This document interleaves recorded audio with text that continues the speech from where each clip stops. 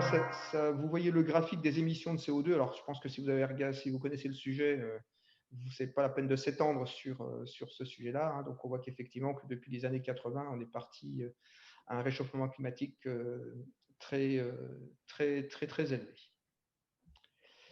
Donc là, ça, je ne sais pas si vous avez cette vision-là, c'est les émissions de CO2 pays par pays, où on voit que l'Europe en bleu, depuis les années 80, a tendance de diminuer ses émissions de CO2, liées à deux thèmes, ses progrès certes, mais surtout la désindustrialisation.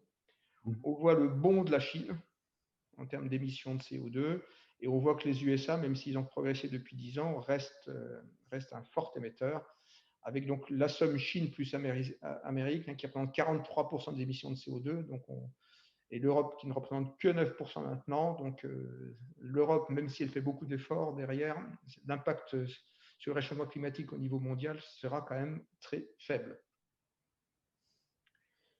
Je ne sais pas si vous aviez ces visions-là. Vous l'aviez, ces visions-là, Hélène? Non, pas à ce point, non. Ok. Donc ça, c'est des graphiques qui peuvent être repris puisque Global Carbon Project, vous avez les références, hein, donc c'est des graphiques qui peuvent être repris. Et donc là, après, j'ai fait un zoom en France. Donc sur la partie française, les émissions de CO2, c'est quand même 42%, c'est le transport.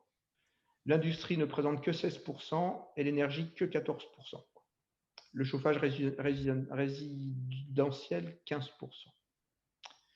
Et à droite, là, j'ai fait un zoom sur la partie énergie plus industrie, parce que ça me paraît plus juste pour l'industrie de faire la somme des deux, parce que l'industrie est un gros consommateur d'énergie. Donc, donc, il faut assumer la responsabilité aussi du CO2 de l'énergie.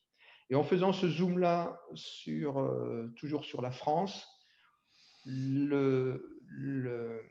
la sidérurgie représente 23%, l'énergie pure représente 23% de ce quart, de ces 30%, et les cimenteries, 15%.